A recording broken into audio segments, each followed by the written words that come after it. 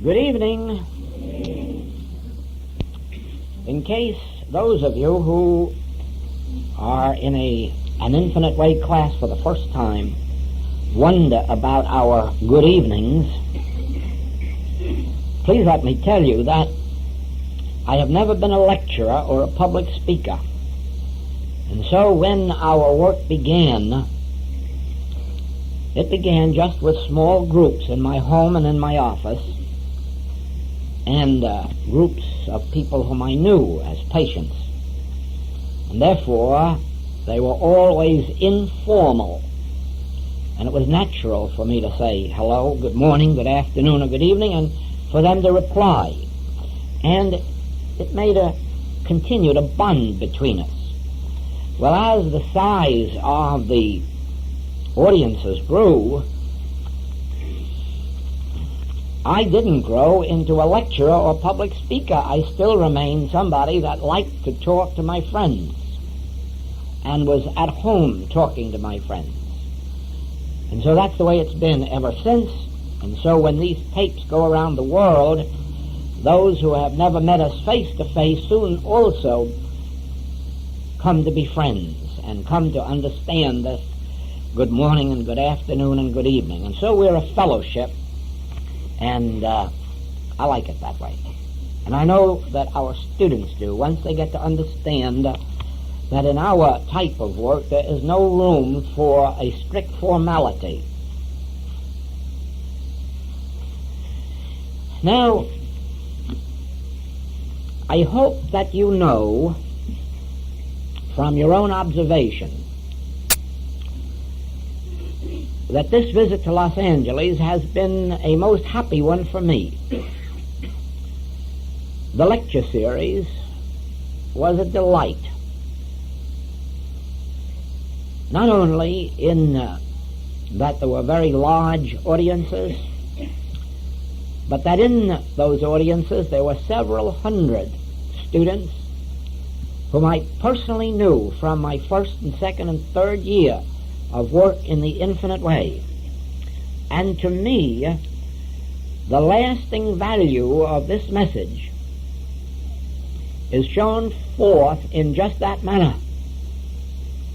When I see students by the hundreds who have been with us 10, 11, 12, 13, 14 years, and I find the same thing in Seattle, San Francisco, or wherever it has been that we have worked, I know right well that the seed is within itself, and that this message is going on, not because of a person, but because of the principles and the way the principles demonstrate themselves in people's experience. There is no such thing as a person who could hold the thousands and thousands of students who are remaining with the Infinite Way over these many years. No individual could hold them, because they come to this work either for physical, mental, moral, or financial healing, or spiritual regeneration, and they either get what they are seeking or they go seeking in other directions. And so I know that by the evidence that we have had here this week, that the principle is standing up and performing its work. This class is especially wonderful, first of all,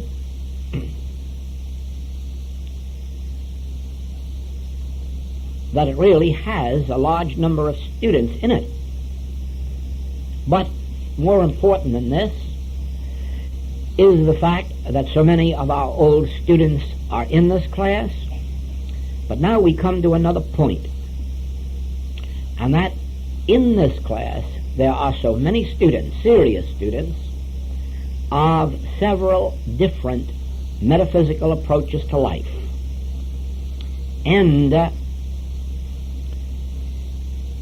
within the space of 2 evenings, the unity of thought, the oneness of consciousness was so apparent that the rest of the week speaks for itself. The fact that our class which I thought would occupy 1¼ hours each evening because of such diversity of thought has really come to the point where we seem willing to stay all night. And that can only be, remember, when we are together in one place of one mind. It can only be when we're in agreement. And this has been a wonderful achievement. I want to say that there may be difficulties experienced by those who have recent backgrounds of other studies and who may be desiring to make the transition to this particular way of spiritual healing. And if so, please remember that I am available to help you over that transitional period. It is true that we can only work together by mail, but you will find that that is an effective way, since in spirit there is no such thing as time or space, and we can meet in consciousness at any level and go forward. Now, this class has revealed to us that the spiritual or transcendental consciousness is that which heals, supplies, protects, that which gives us our new birth, our new life. I live, yet not I. It is this spiritual consciousness that is living my life. It is not I that can heal. I can of my own self do nothing. It is this transcendental or spiritual consciousness that does the work. This class has gone a step further and shown us how to attain that higher consciousness. Only by reviewing these tapes will you see how each step has followed in its order, and how if you follow these steps, you will develop, to whatever degree you wish, this higher consciousness. Remember that the first step shown us is to know Him aright is life eternal. Therefore, our work is to know the nature of God.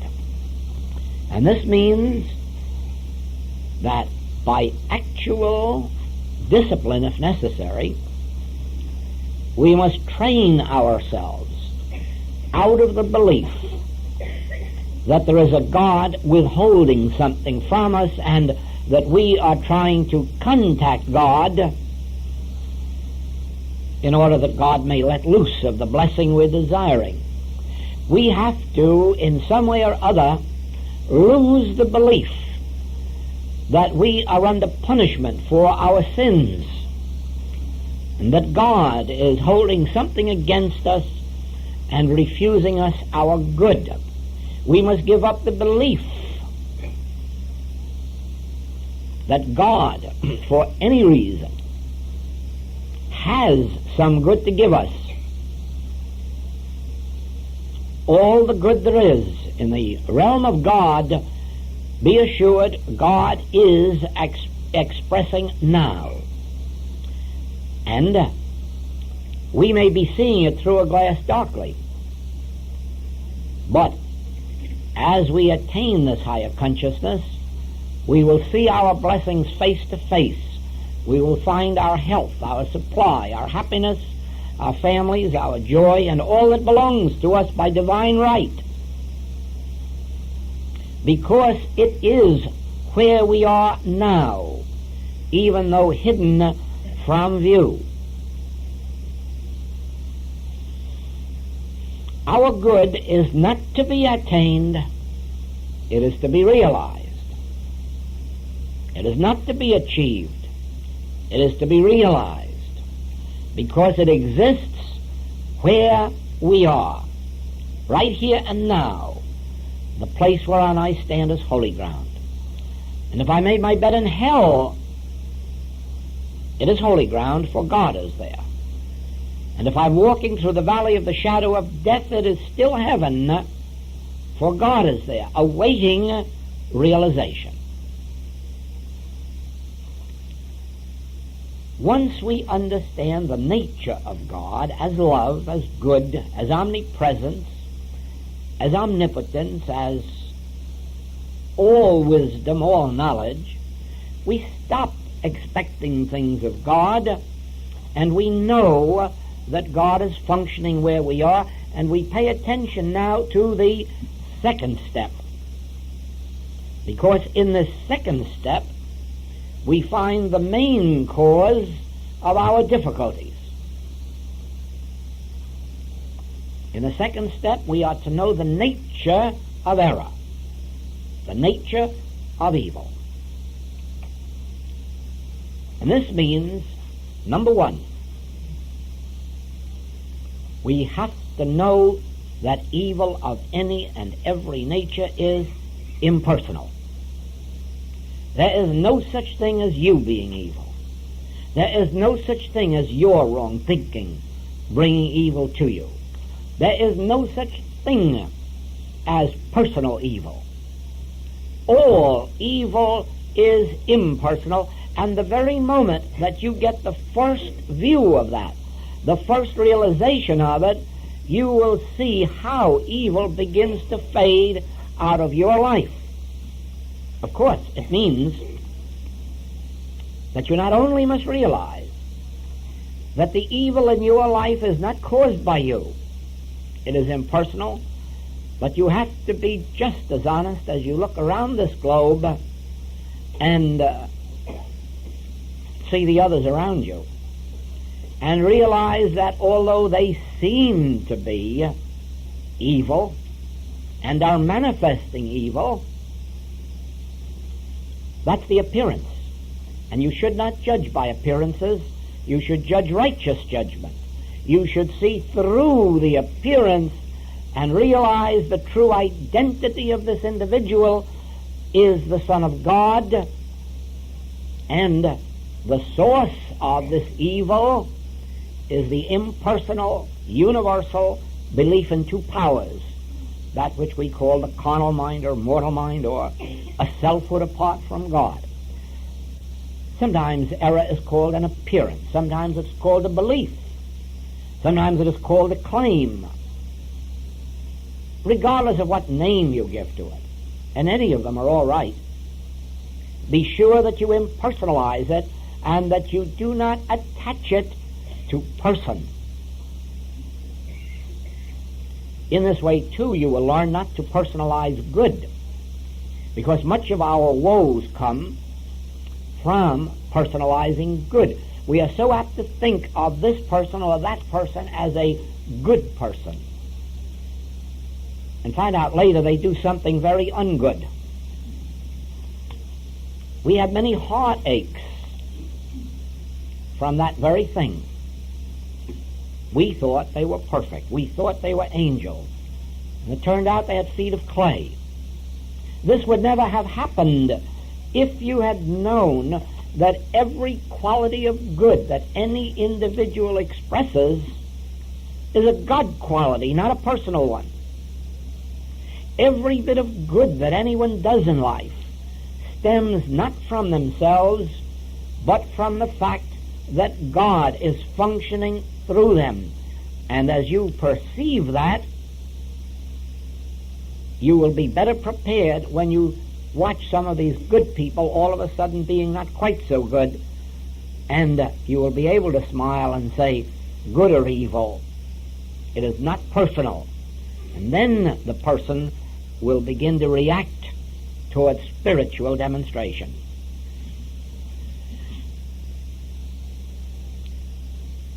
Whenever a call comes to you for help, from close at hand, a relative, a friend, or a patient or student, be sure that your first step is impersonalization.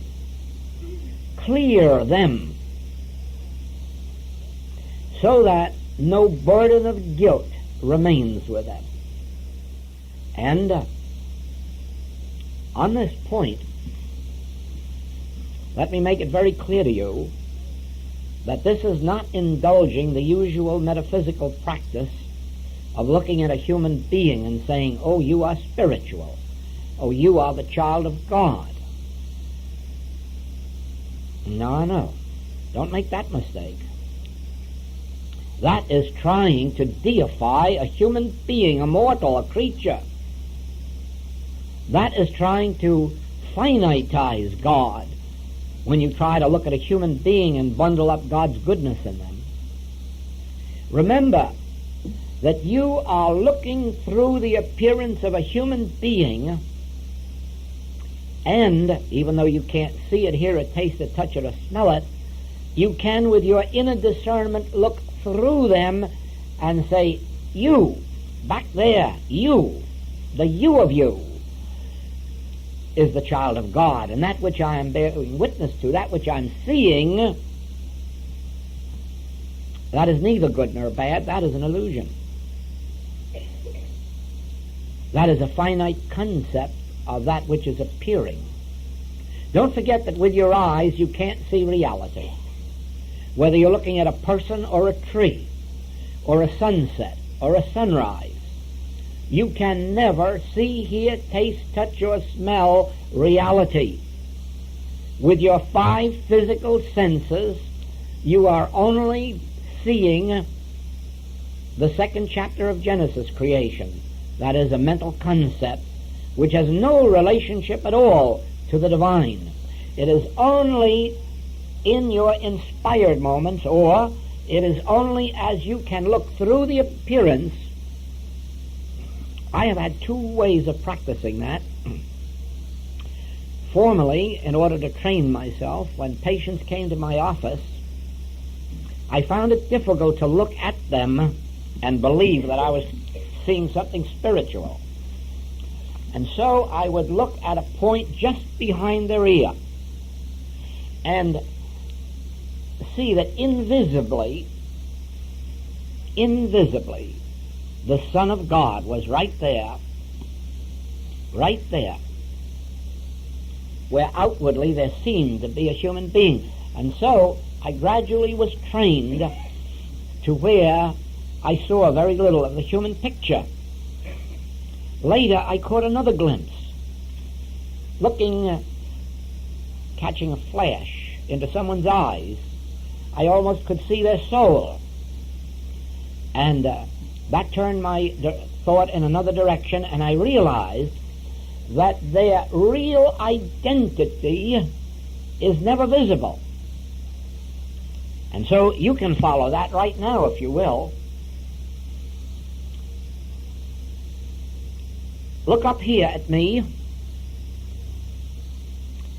and realize that you can't see me because I'm hidden behind my eyes.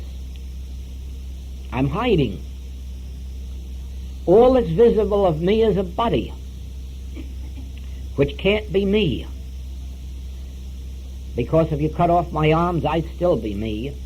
Cut off my legs, I'd still be me. You can cut an awful lot of me away, and I would still be me, and to me I would be whole, intact, complete. Because I am me. And my body isn't me. I am me. And I'm way back here behind my eyes where nobody can see me. So it is.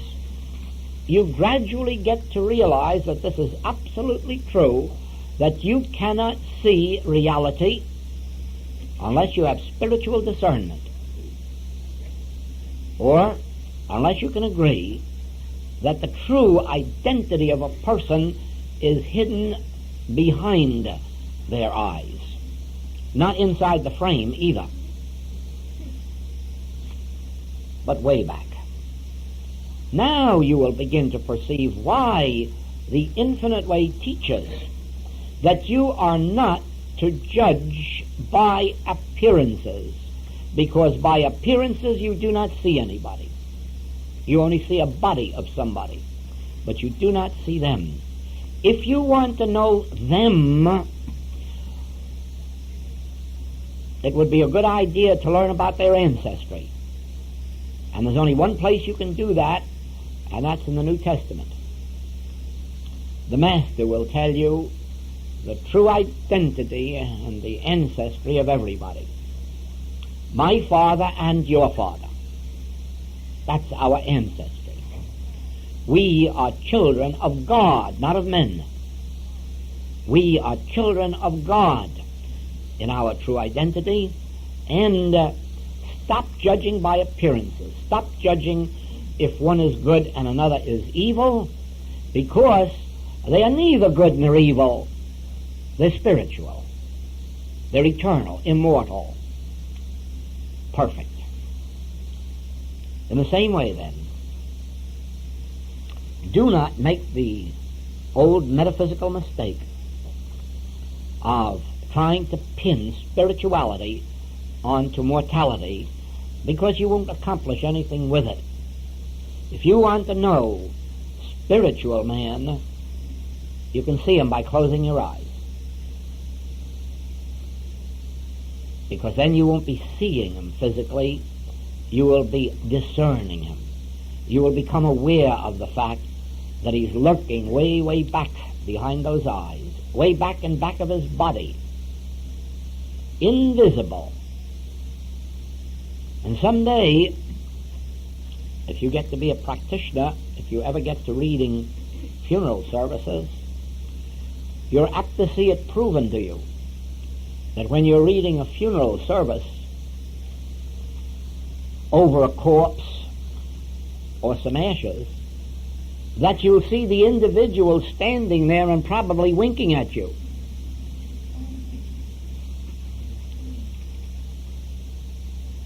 I averaged never less than 1, 2, 3 funeral services a week for 10 years. And I can tell you that the individual who was being mourned was never where they were looking. And several times I saw where they were. Be assured of this. Close your eyes and say, I, and you'll know that if a time ever comes for you to pass from this existence,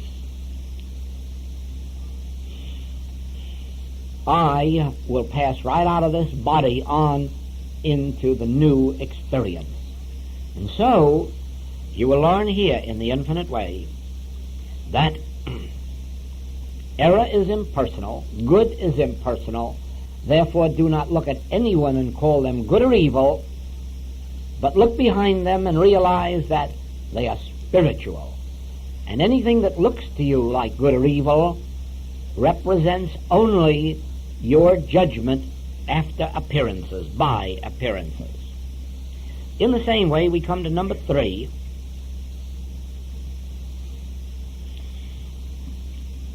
Be sure that in this entire human scene that you do not believe there is good or evil in it. For there is no good or evil in an illusion or in a mental concept. It is like looking at the water on the desert. When you have recognized it to be an illusion, you can't call it good water or bad water. It is no longer good or bad. It is now illusion or nothingness. And so as you learn to live in this message, you learn not to pass judgment on this world. Now, there is a practical side that comes to mind, and that is, what are we to do when we go to vote for a president or a governor? We can't vote for both of them. And that's true. But remember this, that we're not voting for a spiritual identity. When we go to vote, we're choosing between what we consider the lesser of two evils.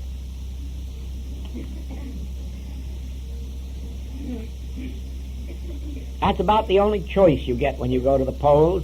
But take it.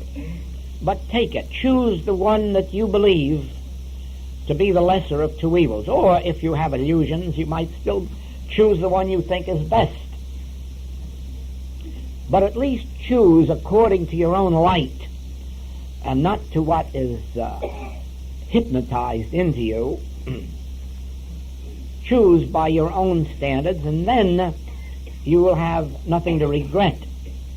But remember this, that when you're doing it, you are recognizing the fact that you're not voting for spiritual identities, because spiritual identities aren't running for office. Even though the individuality and the reality of the person is spiritual, they certainly are not living by that standard. Therefore, you can only choose the officers of your government by their own showing forth in the human scene. Or you might do it even better by impersonalizing and forgetting the candidates. Vote by which party you think has the best principles to govern a government at this particular time. That would even be a better way than choosing between candidates. At least it would seem so to me, except in unusual cases. But do not delude yourself that you're voting for a spiritual being. Be honest with yourself that you are choosing that which looks best to you under the present circumstances. In your living, you understand that everybody, in the government or out, is in their true identity neither good nor evil, but pure spiritual being. And you'll find that if you can hold to that, you'll bring forth a better form of government even by those that we elect. Therefore, do not judge the human scene as good or evil.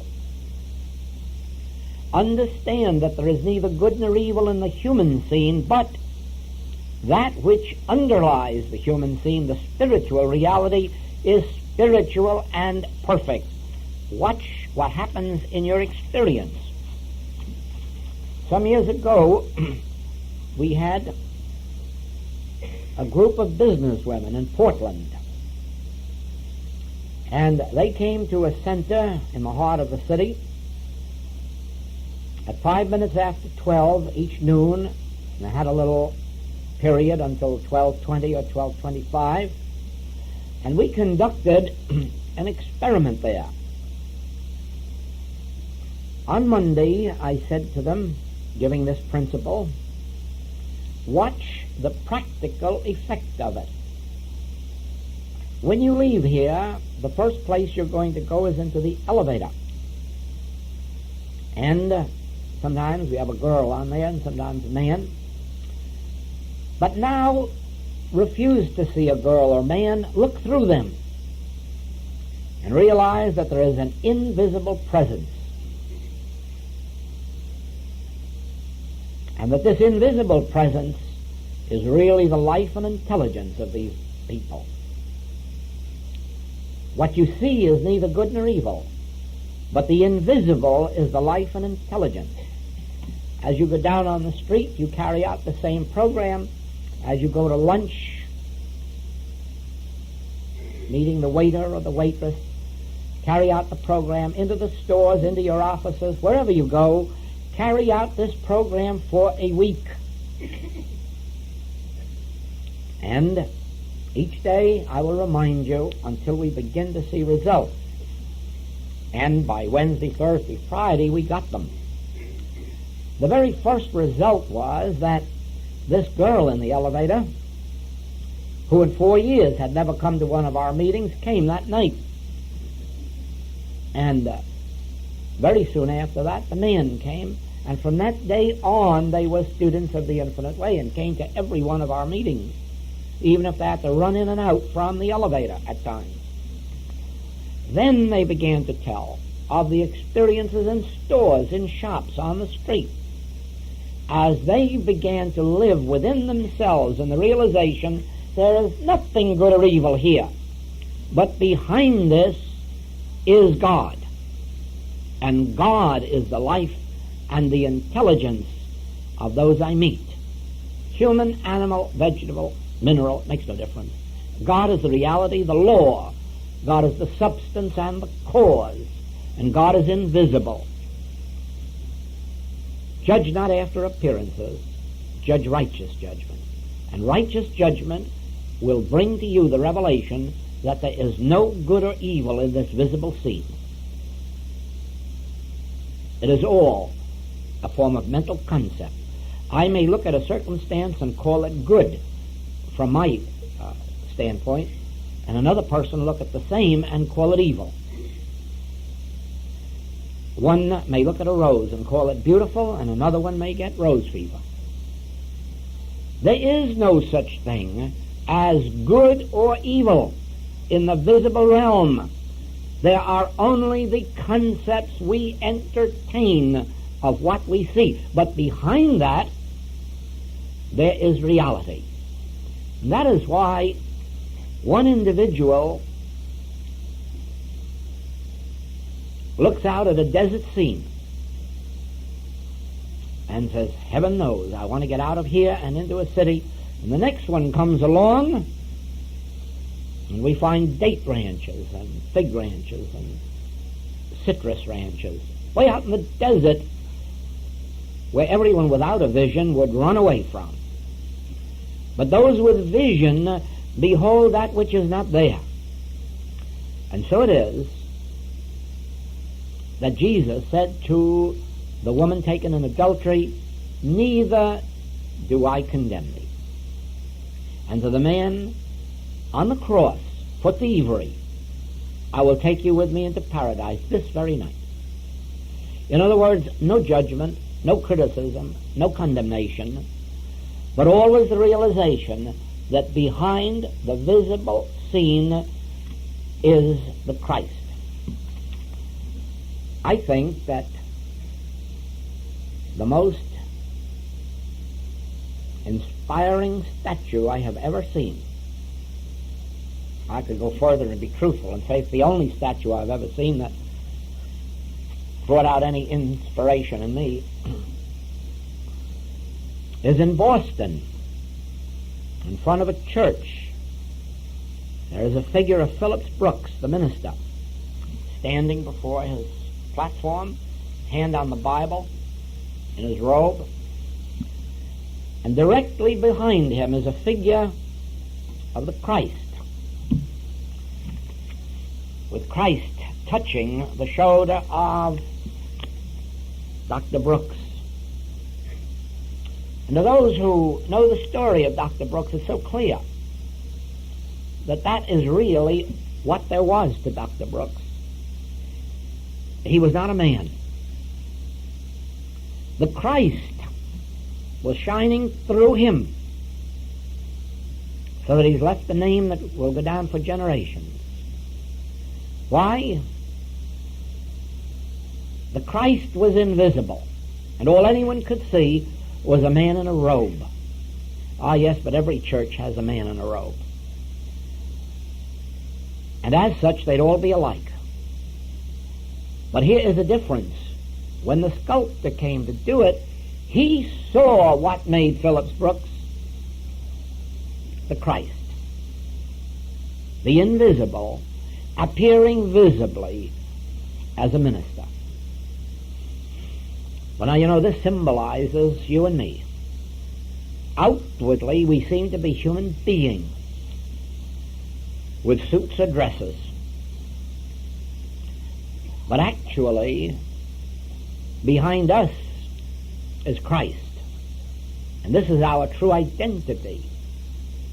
And we should be judged by that and not by our human failings or our human virtues. Because these are just transitional and transitory. And they're changing back and forth and upside down. But the reality of us stands forever for those to perceive who have spiritual vision. And so remember, we would all agree that Dr. Brooks was neither good nor evil, but he was Christ expressed on a platform. And so we must be willing to look this entire world in the face and say, you are neither good nor evil, but Christ is the reality of your being. This is the principle on which our work is done, whether the healing of a physical, mental, moral, or financial nature, or of human relationships. We do not blame the humans, even those who are at fault. Father, forgive them, they know not what they do. Neither do I condemn thee, because whether you're good or bad in the human scene, it is of no importance. Paul clarified that. Neither circumcision nor uncircumcision availeth anything. So whether you're a Christian or a Jew, it availeth nothing. Whether you're bond or free, it availeth nothing. Those are all transitory conditions. But to recognize Christ is to bring forth that which is true.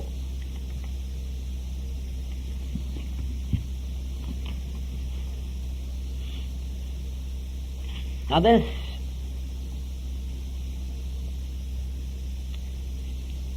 brings out a subject, and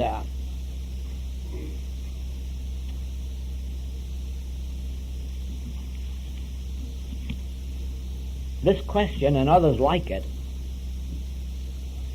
are always bringing forth more questions and more questions, because words trap us. And we need a vision to see behind the words. In San Francisco you said, remember, you are not effect, you are cause. And you see, if you're going to think of yourself as Phillips Brooks, that's not true. You're an effect. If you're going to think of yourself as Jones or Brown or Smith, it's not true. You're an effect. It is only when you come to the realization, I am that I am. I in the midst of me, that you will find that the invisible of you is God. Cause. Then you will know why the Infinite Way teaches that our entire human experience is the externalization of our state of consciousness.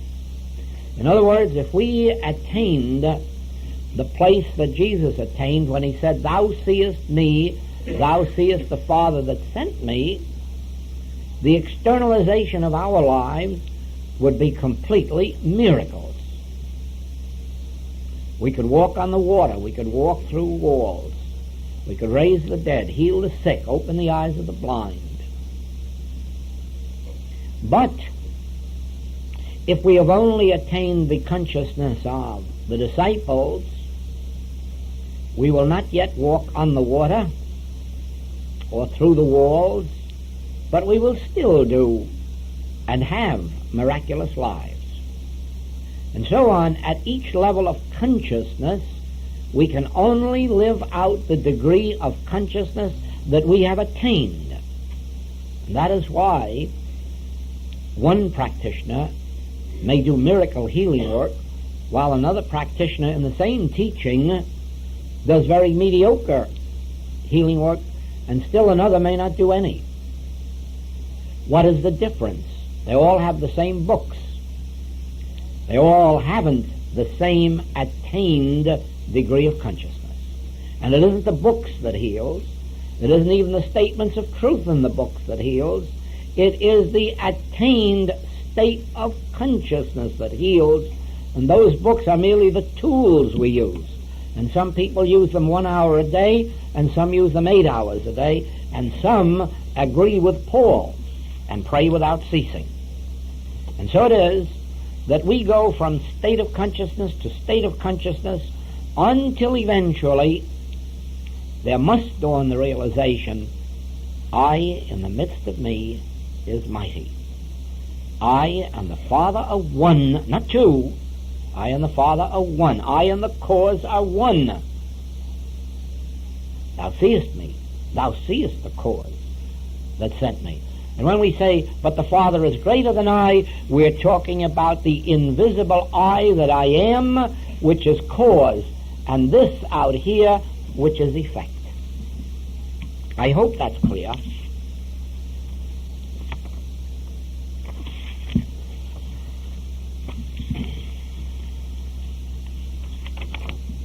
From the standpoint of spiritual progress, what does the receiving of messages indicate?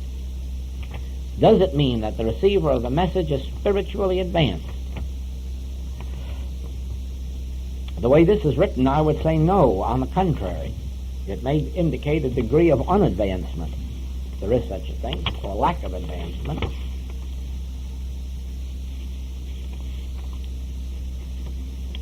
Messages that are received in the ordinary sense of the word as such are usually impartations from the realm of those who have passed on, that which is called the dead. That is the occult world. Now, when a human being dies, that does not spiritualize them, unless they are advanced on a spiritual path. When an individual passes from this realm, they awaken and find themselves in about the same state of consciousness they were when they were here, except in the case of those who are on a spiritual path, and they find that by the very act of passing, that they are far, far advanced spiritually over what they were here. In other words, one degree of spiritual advancement here often carries a person 1,000 years when they leave here. But ordinarily, those who leave here just as humans find themselves awake in the same state of consciousness they were here. Now, they, of course, may find means of communicating, and as we know, there are those who receive communications from them. It doesn't mean those who are sending the messages are spiritually advanced, and it doesn't mean that those who are receiving them are spiritually advanced, because those who are receiving them may not even have dreamed that there is a spiritual realm. They might even know that such a thing exists. In other words, they're merely human beings who are receiving messages from other human beings. It is as if you were to develop, and anyone can, the faculty of mental telepathy. Anyone can develop that if they want to give it enough time and attention. And that would merely mean that one person could silently, and even from a distance, make their thoughts known to another person who is on rapport with them. Well, of course, passing on is no barrier. Thoughts pass the barrier of that line, and so it is possible to receive thoughts from those who are passed on and not be any more spiritual than if you were just receiving mental telepathy messages here. Now, there is another type of message which is not a message. It is an impartation that may have no nature of a message at all. It may have no words or thoughts, yet it will result in words and thoughts, and those are impartations from the spiritually illumined. That is not from the occult realm. That is from the spiritual realm. And it is possible for those who are spiritually attuned. No one can practice that with the mind, I can promise you. The mind will never receive a spiritual impartation. And let no one ever tell you that a spiritual impartation has ever been received through the mind, for it is like saying that light and darkness can live together. Spiritual impartations must take place through a spiritual faculty. And that is the only way. And those messages are not messages in the sense of the messages that come from the dead. They are really the impartations of spiritual principles. And that is a subject, really, that needs years. If karma is broken, is that the end of that particular karma, or does one have to finish it in another life? Don't jump so fast. You may have a karma broken right here, now, tonight, and have another one to work out of tomorrow. Because karma means cause and effect. And you can set an effect in motion with one cause and break it, break the effect, and still have other effects from other causes. The only way that karma is finally and completely broken is when the entire consciousness of good and evil is destroyed, so that an individual no longer has any awareness of good or evil, of good or of evil, is conscious only of the presence of God. And Jesus demonstrated that at the ascension, and not before, not even after the resurrection, only at the ascension. So we have quite a way ahead of us.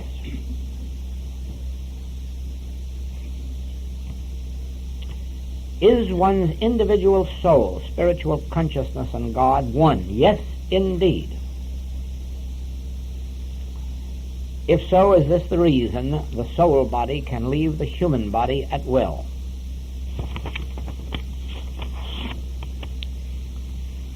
The ability to leave the body is likewise a spiritual gift.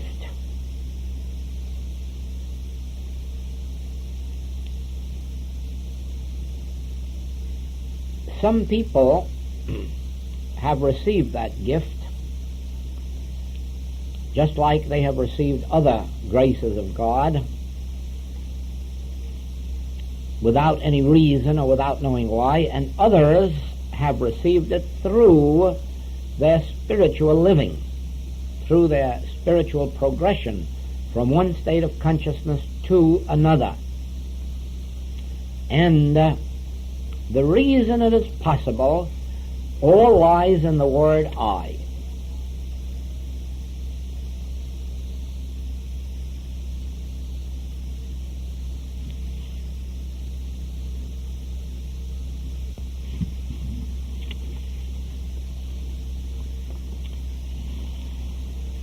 Now I am confused.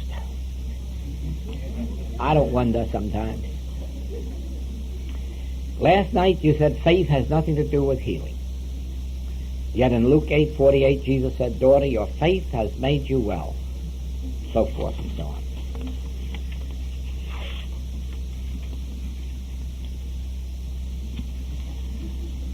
Well,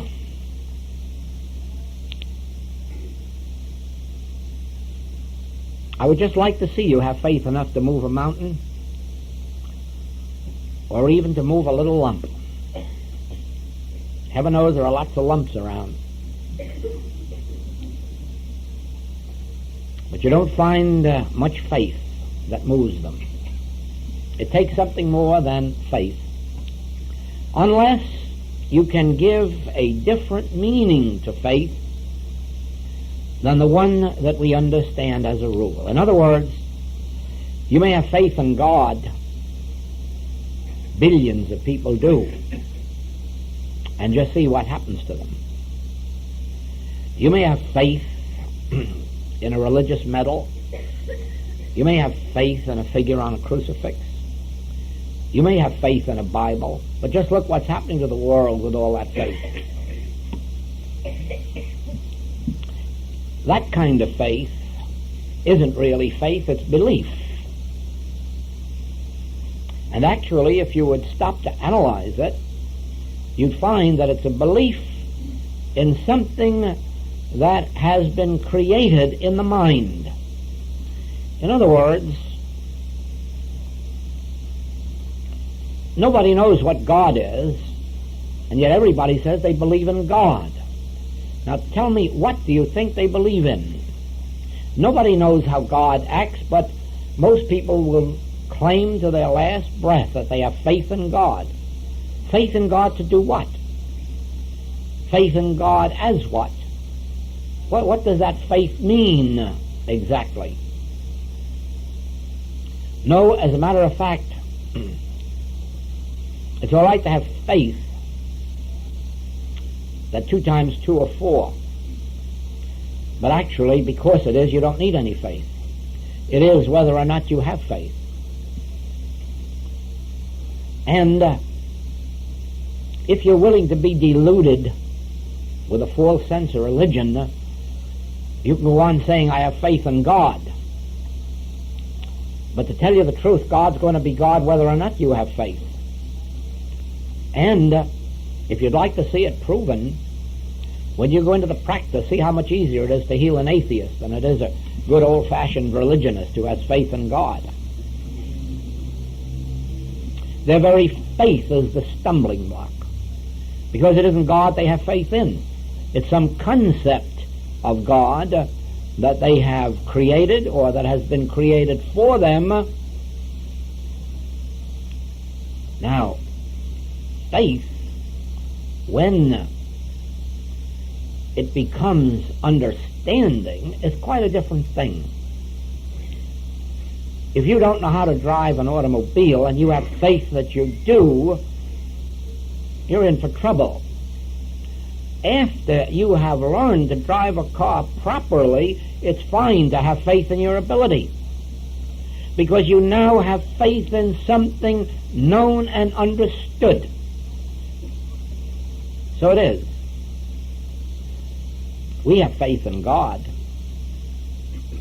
but that faith is not a blind faith, nor is it a faith in an unknown God.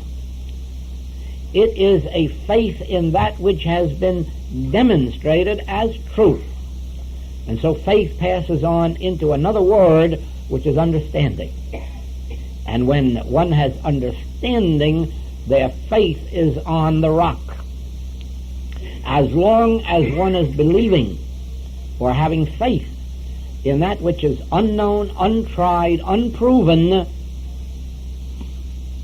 anything can happen, and most things do. Faith, in the ordinary sense of the word, is something that is a stumbling block to spiritual demonstration. Many people have faith that their church has the only truth. The fact is that no church has truth. Many people have faith that they understand God, and only a few actually do. That's blind faith, ignorant faith, faith in a God whom ye ignorantly worship. But faith, when it is the result of an understanding, a demonstrable understanding, becomes an entirely different subject. And so again we come back to semantics, don't we? What does the word mean to this individual or another? Please explain, since God is all power and the only power and is omnipresent, how does the Pope put some of his power in a crucifix? How does a place where a holy man has lived have or become more helpful?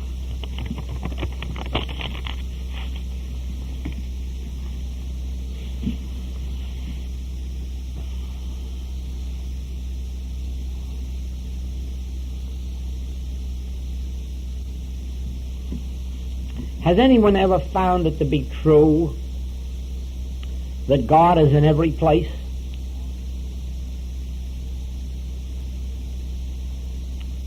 Is God in the place where people are being mangled? Is God in a place where slaughter is going on? Is God in a den of iniquity? Now let's be reasonable.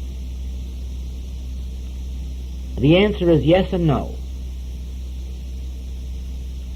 The answer is yes, but it doesn't make any difference and it won't benefit anybody.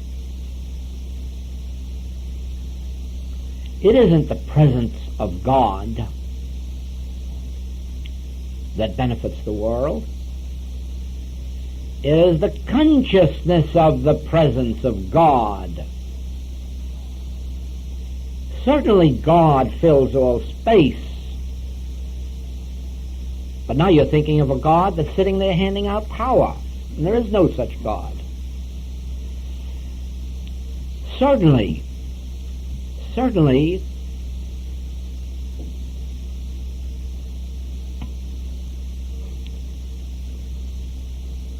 when it's daylight and the sunshine is outside, and we pull these shades, we have darkness in here. And somebody says, no, you can't have it because light is omnipresent. It's daytime and there's light. Certainly there's light. But you shut it out with the shades. If you want the light in here, open the shades. Oh, that's a different story. There was a time when there were no automobiles on Earth, no radio, no wireless telegraphy, no television, please God.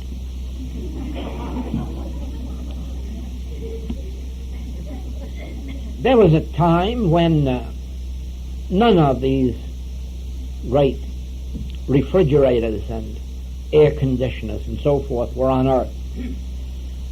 You don't believe that, do you? There never was a time when they weren't on Earth.